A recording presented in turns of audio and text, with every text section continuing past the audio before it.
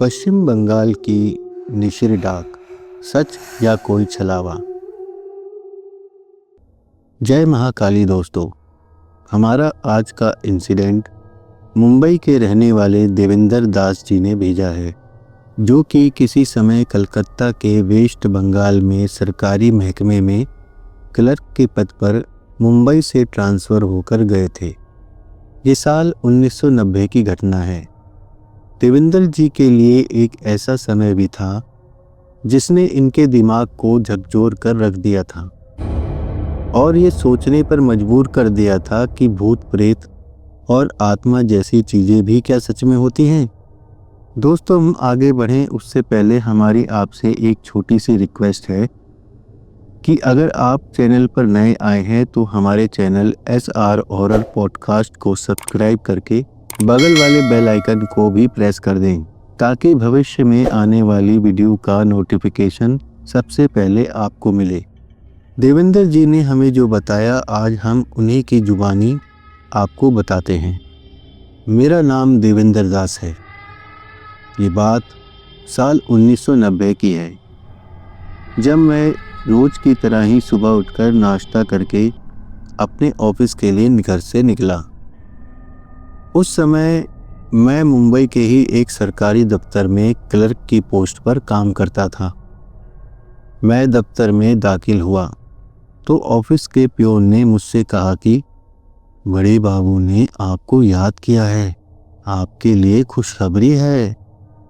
तो सबसे पहले मैंने अपना बैग अपने ऑफिस की टेबल पर रखा और तुरंत बड़े बाबू के केबिन में जा पहुंचा। उन्होंने मुझसे कहा, अरे आओ आओ देवेंद्र जी, विभाग ने आपके काम से खुश होकर आपका तबादला वेस्ट बंगाल के एक छोटे से गांव में किया है। आपका बहुत मन था ना, और आप हमसे हमेशा कहते थे कि शहर की आबो हवा आपको सूट नहीं कर रही है, तो इसीलिए विभाग ने आपके काम से खुश होकर आपकी पोस्ट और तनख्वाह भी बढ़ा दी है। अगले महीने से ही आपको उधर ज्वाइन करना है। बड़े बाबू के मुंह से अपनी पदोन्नति और तनख्वाह बढ़ने की खुशी तो मुझे हुई, लेकिन मेरा तबादला ऐसी जगह हो गया था जहां मेरा कोई अपना नहीं था। धीरे धीरे समय बीतता गया और वो दिन भी आ गया जब मुझे अपना सामान पैक करके अपने नए गंतव्य स्थान की ओर बढ़ना था। अपने सभी ऑफिस के साथियों को मैंने उस दिन पीछे छोड़कर वेस्ट बंगाल के लिए ट्रेन पकड़ी। सफ़र के दौरान मेरी मुलाकात एक शख्स से हुई जिसका नाम दामोदर था। वो भी वेस्ट बंगाल जा रहा था। जब मैंने उसे बताया कि मैं भी वेस्ट बंगाल जा रहा हूँ, तो वो थोड़ा सा सकपका गया और खौफ का मंजर मैं उसके चेहरे पर देख सकता था। यहाँ मैं उस गांव का असली नाम ना लेते हुए उसे बदलकर मैं उसे अभिशप्त गांव ही कहूँगा, क्योंकि मेरे लिए तो वो जगह अभिशप्त ही थी। मैंने उससे पूछा, क्यों, क्या हुआ दामोदर जी, आप अभिशप्त गांव का नाम सुनकर इतना घबरा क्यों गए? दामोदर जी ने ज़्यादा तो कुछ खास नहीं कहा, बस इतना ही कहा कि जिस गांव में आप जा रहे हो वहाँ खतरा है। मेरा स्टेशन आ गया था। मैंने दामोदर जी को कहा, आपके साथ समय कैसे कट गया पता ही नहीं चला, और मैं अपने सामान के साथ स्टेशन पर उतर गया। जब स्टेशन से बाहर निकला तो मैं सरकारी गेस्ट हाउस से आने वाले शख्स का इंतज़ार करने लगा, क्योंकि मुझे ऑफिस के मैनेजर ने कहा था कि जब आप स्टेशन उतरेंगे तो आपको लेने गेस्ट हाउस से एक व्यक्ति आएगा जो आपको वहां तक ले जाएगा। मैं उसी का इंतज़ार कर रहा था कि स्टेशन मास्टर बाहर आया। शायद उसकी ड्यूटी ख़त्म हो गई थी। उसने जब मुझसे पूछा कि आप कौन हो और यहाँ स्टेशन के बाहर किसका इंतज़ार कर रहे हो, तो मैंने सिर्फ इतना ही कहा कि मुझे यहाँ कोई रिसीव करने के लिए आने वाला है, बस उसी का इंतज़ार कर रहा हूँ। तो स्टेशन मास्टर ने कहा कि देखो, अंधेरा होने से पहले अपने गंतव्य स्थान तक पहुँच जाओ, क्योंकि यहाँ इस गांव में खतरा है। तभी अचानक ही एक स्वर गूंजा। जब मैं पलटा तो सामने एक व्यक्ति खड़ा था। उसने मुझसे पूछा कि क्या आप ही देवेंद्र जी हो जो मुंबई से आए हैं? तो मैंने अपना सर हाँ में हिलाते हुए जवाब दिया। फिर उस व्यक्ति ने कहा कि साहब, मेरा नाम रामलाल है, मैं गेस्ट हाउस का माली हूँ। चलिए, मैं घोड़ा गाड़ी लेकर आया हूँ, हमें अंधेरा होने से पहले गांव पहुँचना है। मैं उसकी बात सुनकर थोड़ा चौंका, पर उसके कहने पर मैं बिना कोई सवाल किए घोड़ा गाड़ी पर जाकर बैठ गया और फिर हम लोग वहां से आगे गांव के गेस्ट हाउस के लिए चल दिए। मैंने एक बात नोट की कि वो रामलाल जो मुझे लेने आया था वो बार बार कभी आगे, कभी अपने दाएं, कभी अपने बाएं देखता और काफी घबराया हुआ भी था। कि वो रामलाल जो मुझे लेने आया था वो बार बार कभी आगे, कभी अपने दाएं तो कभी अपने बाएं देखता और काफी घबराया हुआ भी था। जब मैंने उससे उसके घबराने का कारण पूछा तो उसने कोई खास जवाब ना देते हुए बात को टाल दिया। थोड़ी ही देर में हम लोग गांव पहुंच गए। वहां का गेस्ट हाउस काफी बड़ा था, कम से कम 200 गज में फैला हुआ था और चारों तरफ बगीचा था। हम गेस्ट हाउस में घुसे और मैंने अपना सामान अपने कमरे में रख दिया। रामलाल ने मुझसे कहा कि साहब, आप हाथ मुंह धोकर आइए, तब तक मैं खाना लगाता हूँ। फ्रेश होने के बाद जब मैं बाहर आया तो देखा रामलाल खाना लगा चुका था। मैंने रामलाल से पूछा कि रामलाल, तुम्हारे घर में कौन कौन है? तो उसने बताया कि साहब, एक बूढ़ी माँ है बस, और कोई नहीं। और जब मैंने उसकी घबराहट का कारण पूछा तो उसने मेरी बात को फिर से टाल दिया। बस सिर्फ इतना ही बोला कि यहाँ इस गांव में लोग दिन ढलने के बाद अपने अपने घरों से बाहर नहीं निकलते और उसने मुझसे भी यही कहा कि आप भी बाहर मत निकलना, चाहे कुछ भी हो जाए। इतना कहकर रामलाल वहां से चला गया। अगली सुबह जब मैं दफ्तर जाने के लिए उठा तो रामलाल थोड़ा डरा हुआ सा लग रहा था। मैंने रामलाल से पूछा, रामलाल, चाय नाश्ता तैयार है? उसने हाँ में सर हिलाया और वहां से रसोई में चला गया। मैं तैयार होकर नाश्ते की टेबल पर आकर बैठा। थोड़ी देर में ही रामलाल नाश्ता लेकर चला आया। मैंने सकुचाते हुए पूछ लिया, रामलाल, क्या बात है? तुम कल भी घबराए हुए लग रहे थे और आज भी तुम उसी कंडीशन में हो, आखिर बात क्या है? रामलाल ने मुझे जो बताया उसे सुनकर मैं हंस पड़ा और रामलाल का मजाक उड़ाते हुए दफ्तर के लिए निकल गया। दफ्तर पहुंचा तो वहां का भी माहौल ऐसा लग रहा था जैसे कोई मर गया हो। मैं बड़े बाबू के कैबिन में अपना ट्रांसफ़र लेटर लेकर गया और उससे अपनी ड्यूटी ज्वाइन करने के लिए परमिशन ली, पर वहां पर बड़े बाबू भी थोड़ा घबराए हुए थे। मैं अपनी कुर्सी पर जाकर बैठा तो ऑफिस का चपरासी चाय लेकर आया। मैंने उससे पूछा, क्या बात है, यहाँ सब इतने डरे हुए से क्यों लग रहे हैं? उसने भी यही कहा जो रामलाल ने बताया था। हमारा दफ्तर 5 बजे बंद होता था, लेकिन बड़े बाबू ये कहकर निकल गए कि जल्दी करो, नहीं तो गड़बड़ हो जाएगी, अंधेरा होने उससे पहले ऑफिस बढ़ाकर निकल जाओ। मैंने चपरासी से कहा, अभी तो 4 ही बजे हैं और छुट्टी इतनी जल्दी क्यों हो रही है?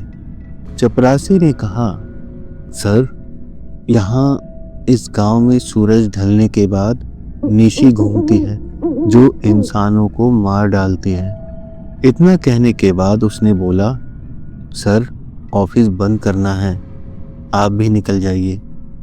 फिर जैसे ही सब निकल गए वैसे ही मुझे भी निकलना पड़ा।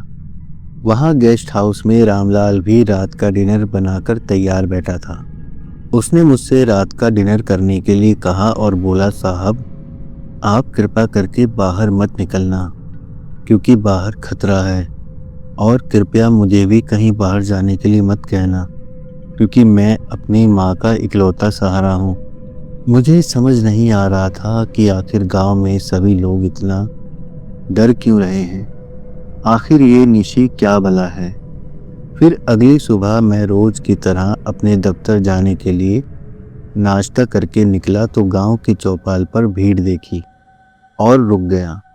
सोचा जरा देखा जाए कि क्या मामला है। वहां भीड़ में एक इंसान की लाश पड़ी थी और लोग उसको घेरा लगाकर खड़े थे। तभी मेरे कानों में दो आदमियों के स्वर गूंज पड़े। वो इस प्रकार बात कर रहे थे, बेचारा ये भी मारा गया, इस गांव का तो नहीं लगता, शायद कोई राहगीर था। तो दूसरा व्यक्ति बोला, इसको भी निशी ने मारा है। मैं रोज की तरह अपने दफ्तर से जल्दी आ गया और रामलाल से पूछने की कोशिश की। बड़े प्रयास के बाद रामलाल ने कहा, साहब जितना भी मैं निशी के बारे में जानता हूँ वो ये है कि निशी सिर्फ 3 बार ही अपने शिकार को नाम लेकर पुकारती है और वो अपने शिकार के किसी भी रिश्तेदार की आवाज़ की हूबहू नकल करके उसे पुकारती है। अगर वो उसको पलटकर देख लेता है तो फिर निशी उसका शिकार कर लेती है, मतलब उसे मार देती है। रामलाल के इतना बताने पर मैं जोर से हंस पड़ा और कहा, रामलाल तुम भी ना आज के इस जमाने में इन भूत प्रेतों की बात करते हो। साहब जिस दिन निशी से सामना हो गया ना तो पता नहीं आपका क्या होगा, पर मैं दुआ करता हूँ कि ना हो। और रामलाल बाहर की तरफ ये कहते हुए निकल गया। अगले दिन जब मैं दफ्तर गया तो वहाँ भीड़ लगी थी। सारे कर्मचारी आपस में बात कर रहे थे कि लखन चपरासी बहुत ही अच्छा इंसान था, बीती रात निशी का शिकार बन गया। दफ्तर में डर और अफसोस का माहौल था। उस दिन मैं लखन चपरासी की मौत का सुनकर हैरान हो गया और मुझे बहुत दुख भी हुआ क्योंकि वो बहुत ही अच्छा इंसान था। उस दिन दफ्तर में मुझे टाइम का आभास कराने वाला कोई नहीं था। मैं उसी वक्त निकला जो हमारे दफ्तर के बंद होने का समय था। मैंने सोचा कि खाने के लिए कुछ फल खरीद लूं, तो बाजार की तरफ निकल गया और लौटते लौटते मुझे थोड़ी देर हो गई। गांव में कोई भी तांगे वाला आने के लिए तैयार नहीं था। सभी पर निशी के आतंक का भूत चढ़ा हुआ था। मैंने सोचा कि अगर गांव से पहले ही रास्ते में आने वाले बगीचे से होकर जाऊं तो गेस्ट हाउस जल्दी पहुंच जाऊंगा, लेकिन इतना अंदाज़ा नहीं था कि पैदल चलकर मैं लेट हो जाऊंगा। सूर्यास्त होने ही वाला था। मैंने सोचा जल्दी से बगीचा पार कर लेता हूँ और गेस्ट हाउस फिर वहाँ से 10 मिनट की ही दूरी पर है। मैंने बगीचे में कदम रखा। वहाँ का वातावरण बहुत ही शांत था। बगीचे के पेड़ ऐसे लग रहे थे जैसे कि कोई वो राक्षस हों। चारों तरफ सन्नाटा ही सन्नाटा था। मैं जल्दी जल्दी अपने कदम बढ़ाकर चले जा रहा था और एक अनजाने खौफ से मेरा मन डरे जा रहा था। थोड़ी ही देर में मुझे ऐसा लगा जैसे कोई मेरे पीछे चल रहा है। हल्की हल्की सी किसी के पायलों के साथ साथ कदमों के चलने की भी आवाज़ें आ रही थी। मेरी इतनी हिम्मत नहीं हुई कि मैं पीछे मुड़कर देख लूं। खौफ और दहशत की वजह से मुझे बहुत पसीना आ रहा था। मैं जितनी तेज़ी से कदमों को बढ़ाता वो आवाज़ भी उतनी ही तेज़ी से मेरा पीछा करती हुई चल रही थी। जैसे तैसे मैंने वो बगीचा पार किया और गेस्ट हाउस पहुंच गया। मैंने रामलाल को आवाज़ लगाई, रामलाल, पर उसने दरवाज़ा नहीं खोला। फिर मैंने 3 बार और आवाज़ लगाई, रामलाल, रामलाल, रामलाल। तब जाकर रामलाल ने दरवाज़ा खोला। रामलाल ने मुझे जब पसीने पसीने देखा तो वो घबरा गया और बोला, साहब इतनी देर कैसे हो गई? जानते हैं ना बाहर निशी का प्रेत भटक रहा है। मैंने रामलाल की बात का कोई जवाब नहीं दिया, क्योंकि मैं खुद ही इतना डरा हुआ था कि मुझे खुद समझ नहीं आ रहा था कि क्या बोलूं। मैं सीधा अपने कमरे में चला गया और खाना तक नहीं खाया। मेरे मन में डर बैठ गया था। पता नहीं क्या था, कौन था। उसी रात में अपने कमरे में अपने पलंग पर लेटा हुआ था। मुझे नींद नहीं आ रही थी। रात के 1:30 बज रहे थे। मुझे प्यास लगी तो मैं पानी पीने के लिए बाहर वाले कमरे में गया और अचानक मेरी नज़र गेस्ट हाउस के मुख्य द्वार पर पड़ी, जो लकड़ी का था। बाहर से कुत्तों के भौंकने और रोने की आवाज़ें आ रही थी। मैं पानी पीकर अपने कमरे की तरफ बढ़ा ही था कि मुख्य द्वार के दूसरी तरफ यानी बाहर से एक आवाज़ गूंजी, देवेंद्र। मैं घबरा गया कि इतनी रात को 1:30 बजे कौन आ सकता है। सुनने में तो हमारे दफ्तर के बड़े बाबू की आवाज़ लग रही थी। जो भी बाहर था उसने फिर आवाज़ लगाई, देवेंद्र। अब मुझे यकीन हो गया था कि बाहर हमारे दफ्तर के बड़े बाबू ही हैं। मैं दरवाज़ा खोलने के लिए चल दिया। दरवाजे तक पहुंचकर मैंने कुंडी को खोलने की कोशिश की। तभी रामलाल ने मुझे पीछे खींच लिया और उसने मुझे चुप रहने का इशारा किया। तभी एक बार और आवाज़ गूंजी, देवेंद्र। रामलाल और मैं दोनों ही स्तब्ध खड़े थे। दोनों को पसीना आ रहा था। रामलाल तो अपनी जगह पर जड़बत ही खड़ा रहा और कांप रहा था। फिर तभी ठीक वैसे ही पायलों के साथ किसी के चलने की आवाज़ सुनाई दी। ये आवाज़ उस आवाज़ से हूबहू मिलती थी जैसे मैंने बगीचे में अपने पीछे आते कदमों की सुनी थी। अब वो आवाज़ उस दरवाजे से दूर जा रही थी। मतलब कि बाहर जो भी था वो अब गेस्ट हाउस से दूर जा रहा था, क्योंकि उसने मेरे को सिर्फ 3 बार पुकारा था। उसके जाते ही रामलाल मुझे हाथ पकड़कर खींच कर ले गया मेरे कमरे में और बोला, साहब, ये क्या करने जा रहे थे आप? अगर आज मैं नहीं होता तो आप यहाँ के मरने वालों की सूची में शामिल हो जाते। यही निशी है जो रात को भटकती है। ये एक पैशाचिक आत्मा है जो इंसानों को मारकर ही अपने आप का वजूद कायम रखती है। निशी अपने शिकार को सिर्फ 3 बार ही पुकारती है। जो इसके छलावे में आ जाता है वो मारा जाता है। यही कारण है कि मैं इतना डरा और सहमा रहता हूँ। आज शायद आप उसका शिकार हो जाते अगर मेरी नींद समय से ना टूटती तो।